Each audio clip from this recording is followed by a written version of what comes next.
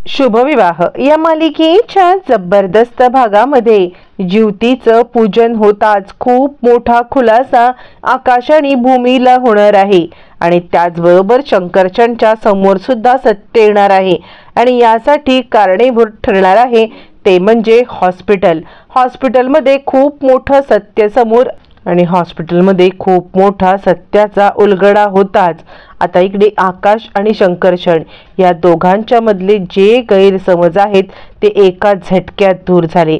नक्की काय झाले? इकडे ज्योतीचं पूजन केल्यावरती भूमीने ओजसला बोलवलेलं असतं आणि ओजस डोळे मिटून चल माझ्यासोबत असं म्हणत छानपैकी दिव्यांचं डेकोरेशन जे काही केलेलं असतं मस्तपैकी दिव्यांनी सगळं घर उजळून निघालेलं असतं। तिकडे आता ओजसला घेऊन भूमी येते। भूमी ओजसला घेऊन तिकडे आल्यावरती ओजस बघितलंस का किती सुंदर डेकोरेशन आहे? त्यावरती ओजस डोळे उघडतो आणि वाव खरंच किती सुंदर डेकोरेशन आहे असं तो म्हणायला लागतो। बरं हे सगळं चालू असताना मग मात्र आता इकडे भूमी म्हणते तुला माहिती आहे का की हे डेकोरेशन कोणी केलंय ते? यावरती ती सांगायला लागते हे बघ हे डेकोरेशन मी केलेलं नाहीये, हे डेकोरेशन तुझ्या बाबांनी केलेलं आहे ओजस। असं म्हटल्यावरती ओजस आता मागे वळून पाहतो।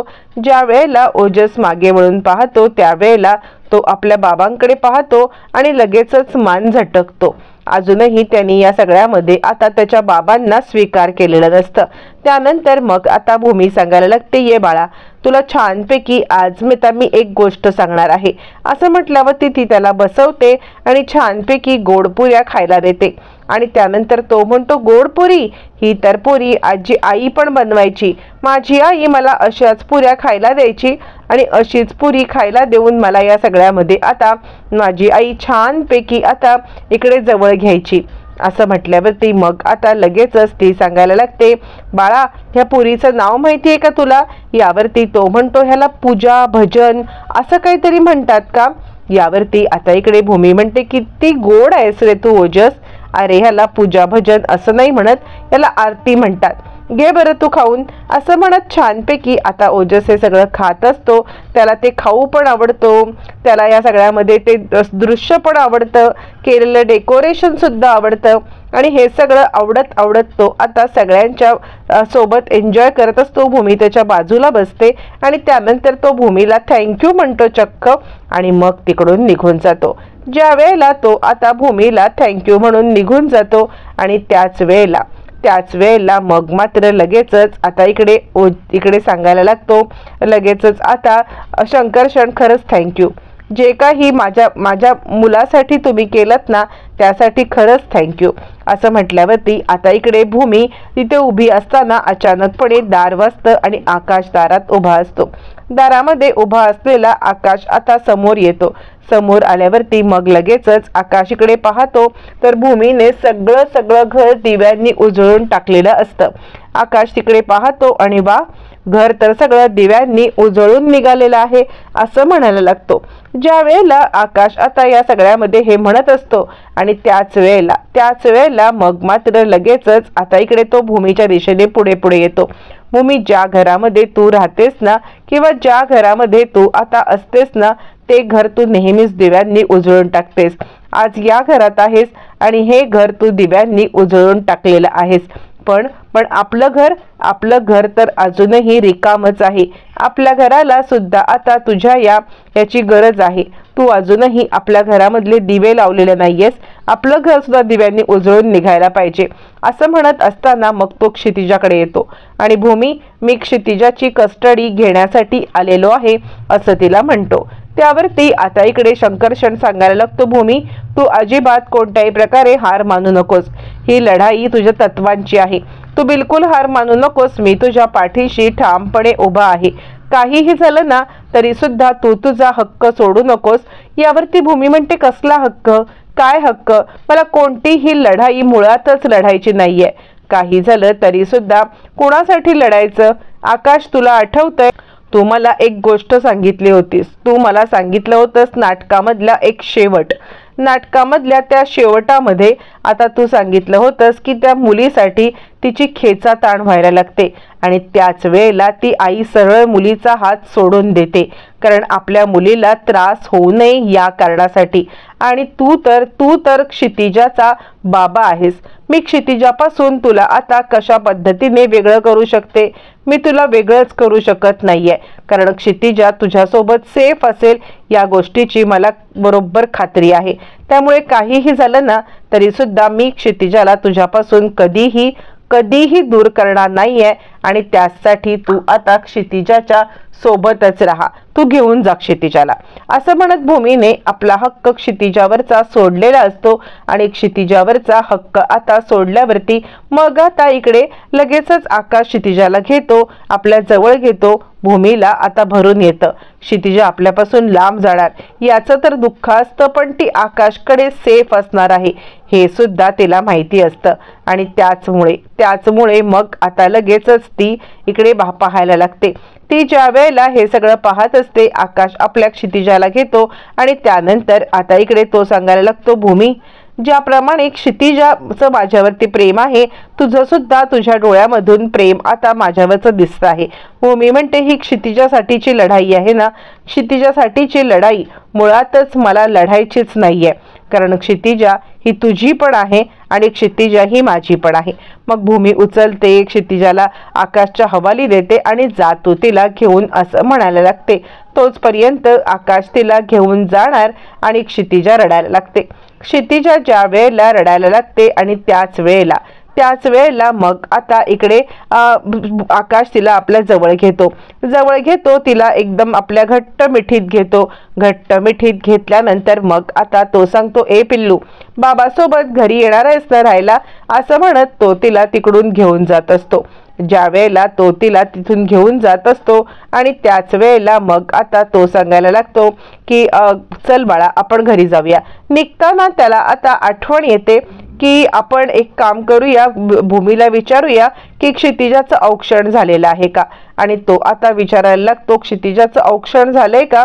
यावरती भूमी आता नकार देते आणि त्यानंतर मग आता तो सांगायला लागतो, ठीक आहे, मग क्षितिजाचं औक्षण करून घे, आधी क्षितिजाचं औक्षण करून घे आणि मग त्यानंतर मी आता तिला घेऊन जाईल. त्यानंतर भूमी आता लगेच क्षितिजाचं औक्षण करायला घेते. ज्या वेळेला भूमी क्षितिजाचं औक्षण करायला घेते आणि त्याच वेळेला आता इकडे शंकरशण मान वाकडी करून बसून राहतो. भूमी मनोभावे क्षितिजाकडे पाहत असते, आकाशकडे पाहत असते. आकाशच्या सोबत क्षितिजाचं औक्षण, दोघांचंही औक्षण करताना भूमीला खूप छान वाटत असतं. फायनली कशाच्या निमित्ताने का होईना पण ज्योतीचं पूजन आता होत असतं आणि या ज्योतीच्या पूजनामध्ये क्षितिजाला आता मात्र आई वडील दोघं जण, या दोघांचं सुद्धा आता प्रेम मिळत असतं. हे दोघं जण आपल्या मुलीला छानपैकी आता औक्षण करत असतात. त्यानंतर भूमी आता आकाशला त्या गोडपुऱ्या देते ज्या तिने ओजससाठी केलेल्या असतात, ज्या गोडपुऱ्या आकाशला सुद्धा आता खूप आवडत असतात. आणि त्या गोडपुऱ्या ज्या वेळेला भूमी आता आकाशच्या हातात देते आणि त्यावेळेला ती आता मनातल्या मनात म्हणायला लागते, मला माहिती आहे आकाश, तुला सुद्धा या गोडपुऱ्या खूपच आवडतात आणि त्या पुऱ्या तुझ्यासाठीच आहेत. मग दोघं जण इकडे आता ज्योती मातेच्या इथे येतात आणि ज्योती मातेच्या इथे आल्यावरती लगेचच दोघं जण ज्योती मातेच्या समक्ष क्षितिजासाठी प्रार्थना करायला लागतात. क्षितिजासाठी प्रार्थना करत असताना, हे ज्योती माते, आमच्या मुलीला सुख लाभू दे, शांती लाभू दे, तिच्या मार्गामध्ये, तिच्या प्रगतीमध्ये कधीच कोणते अडथळे नको येऊ दे, तिला सुख, समाधान, दीर्घायुष्य आणि त्याचबरोबर तिला आता व्यवस्थितपणे सगळं सुख लाभू दे. हे सगळं दोघं जण आहेत ना, ही दोघं जण एकच वाक्य सेम टू सेम बोलत असतात. त्या वाक्यामध्ये कुठेही काहीही कोणत्याही प्रकारचं आता म्हणजे हे नसतं की या वाक्यामध्ये कोणतंही चूक नसते किंवा एक संघपणे हे वाक्य बोललं जात असतं. मग ज्या वेळेला एक संघपणे हे वाक्य आता बोललं जात असतं आणि त्याच वेळेला मग आता आकाश म्हणतो, क्षितिजाच्या जन्माची चाहूल लागल्यापासून आम्ही दोघं जण क्षितिजासाठी प्रार्थना करतोय. प्रत्येक वेळेला, प्रत्येक क्षणाला हीच प्रार्थना आम्ही दोघांनी केलेली आहे आणि म्हणूनच या सगळ्यामध्ये आज प्रार्थना करत असताना आम्हाला कोणत्याही प्रकारे एकमेकांना विचारावं लागलं नाही किंवा आमचं ट्युनिंग तुटलं नाही. आणि आम्हाला या सगळ्यामध्ये आता क्षितिजाच्या सोबतीने ही प्रार्थना करता आलेली आहे असं म्हणत असताना मग आता तो सांगतो, ज्याप्रमाणे भूमीचं माझ्यावरील प्रेम सिद्ध झालेलं आहे त्याचप्रमाणे म्हणजे क्षितिजाचं माझ्यावरील प्रेम सिद्ध झालेलं आहे त्याचप्रमाणे भूमीचं सुद्धा माझ्यावरील प्रेम सिद्ध होणार आणि आम्हाला कुणीही वेगळं करू शकत नाहीये असं म्हटल्यावर ती मग मात्र लगेचच आता इकडे सांगायला लागते भूमी की हे बघ, तू आपल्यामध्ये तिसऱ्या कोणालाही आणू नकोस, तिसरं कोणीही आपल्यामध्ये येणार नाहीये, काहीही झालं तरी सुद्धा या तिसऱ्या कोणीही आपल्याला वेगळं केलेलं नाहीये, आपल्याला वेगळं करण्यामध्ये जर कोणाचा हात असेल तर तो फक्त आपलाच आहे, तू उगाच संकर्षणला या सगळ्यावरती ब्लेम करू नकोस। यावरती आकाश म्हणतो, मला नाही माहिती भूमी तुझी काय मजबुरी आहे काय नाही काही मला माहित नाहीये, पण तू हे सगळं का करतेस ते सुद्धा मला कळत नाहीये, पण ठीक आहे आज मी क्षितिजाला घेऊन चाललेलो आहे, पण काही तरी सुद्धा उद्या तू सुद्धा माझ्यासोबत येशील, तुमचं काय ठरलंय काय नाही मला काहीच माहित नाहीये, पण या सगळ्यामध्ये माझी क्षितिजा ही माझी राहणार आहे हे मला 100% माहिती आहे। आणि तो जाताना सुद्धा संकर्षणला धमकी देतो की काहीही झालं तरी सुद्धा क्षितिजाला या सगळ्यामध्ये जसं मी नेलंय तसं भूमीला सुद्धा आता घेऊन जाणार म्हणजे जाणार असं म्हटल्यावर ती मग मात्र आता इकडे काहीच न बोलता आता तो बघून राहतो संकर्षण, कारण त्याला माहिती असतं काय परिस्थिती आहे किंवा कोणत्या परिस्थितीमध्ये आकाश हे सगळं बोलतोय। मग ज्या वेळेला क्षितिजाला घेऊन आता आकाश निघालेला असतो, क्षितिजाला घेऊन आकाश निघत असताना मग मात्र आता भूमीचा जीवाची घालमेल होते, भूमी या सगळ्यामध्ये रडायला लागते आणि भूमी आता रडत रडत पाठीमागे यायला लागते आणि त्याच वेळेला ती थबकते, ती आता आकाश थांब अशी हाक मारणार असते, पण त्याच वेळेला आकाश थांब अशी हाक तिच्या तोंडून काही फुटत नाही आणि म्हणून भूमी एकदम गप्पच बसते। आणि त्याच वेळेला भूमी आता विचार करायला लागते, मी जर का रडका चेहरा पाहिला किंवा माझा जर का रडका चेहरा यांनी पाहिला तर खूप मोठा गोंधळ होईल आणि त्याचमुळे या सगळ्यामध्ये मी आता काहीच बोलत नाहीये आणि म्हणून ती तिकडेच उभी राहते। ज्या वेळेला भूमी तिकडेच उभी राहते आणि आकाश आता पुन्हा एकदा मागे वळून पाहतो, मागे वळून आकाशने पाहिल्यावरती मग आता भूमी या सगळ्यामध्ये पुन्हा एकदा तिकडून बाजूला होते आणि काहीही झालं तरी सुद्धा आता सध्या आकाशच्या समोर मला रडता कामा नये हे तिला कळतं आणि त्यानंतर मग आता भूमी तिकडून तडक मागे फिरते। आकाश मागे वळून पाहतो, परत भूमीकडे पाहतो आणि त्यानंतर तो आता भूमीकडे पाहून तिकडून निघून जातो। भूमीकडे आकाश पाहत असतो आणि आकाश भूमीकडे पाहत असताना त्याला जाणीव होते की काहीतरी आता इकडे आहे जे भूमीला आपल्या जवळ येण्यापासून रोखतंय, पण काय आहे ते सगळं काय आहे हे मात्र त्याला काही कळत नसतं आणि त्याचमुळे तो आता खूपच अस्वस्थ असतो। बरं हे सगळं होत असताना मग आता आकाश निघून जातो आणि त्याच वेळेला सत्याचा उलगडा होण्याचं बाकी असतं। तोपर्यंत दुसऱ्या दिवशी आता इकडे संकर्षण आपल्या ऑफिसमध्ये येतो। ज्या वेळेला संकर्षण आपल्या ऑफिसमध्ये येतो आणि त्याच वेळेला तो हॉस्पिटलमध्ये येतो आणि हॉस्पिटलमध्ये आल्यावरती मग मात्र आता हॉस्पिटलमधून लगेचच संकर्षणला या सगळ्यामध्ये आता इकडे आलेलं असते एक ऑपरेशन आल्यावरती संकर्षण तिकडे येतो आणि तो सांगतो, हे बघ याला मी इंजेक्शन दिलेलं आहे आणि याला इंजेक्शन दिल्यावरती मग मात्र आता इकडे हे इंजेक्शन आता मी त्याला बघायला येतो। तोपर्यंत आकाशचा तो एम्प्लॉई असतो, तो आकाशचा एम्प्लॉई असतो आणि आकाशचा एम्प्लॉई या सगळ्यामध्ये आता असतो म्हणून आकाश तिकडे आलेला असतो। आकाश येतो आणि तो म्हणतो, हे आमचे एम्प्लॉई आहेत आणि त्यासाठी मी इकडे आलेलो आहे असं म्हटल्यावरती मग मात्र या एम्प्लॉईंच्या इकडे आता ज्या वेळेला म्हणजे त्याची चौकशी करायला तो येतो आणि त्याच वेळेला तो पाहायला लागतो तर इकडे त्याच्या एम्प्लॉईला काहीतरी प्रॉब्लेम झालेला असतो आणि मग लगेचच याला फोन येतो संकर्षणला फोन येतो की लवकरात लवकर आता इकडे या, त्या एम्प्लॉईचा मृत्यू झालाय। आता संकर्षणच्या एका चुकीमुळे हे झाले असं सगळेजण समजून चालतात, पण सिच्युएशन काहीतरी वेगळीच असते. आता मात्र आकाश सांगायला लागतो, काही झालं तरी सुद्धा माझ्या एम्प्लॉईचा जीव वाचवा. शंकरशन तेच करणार असतो.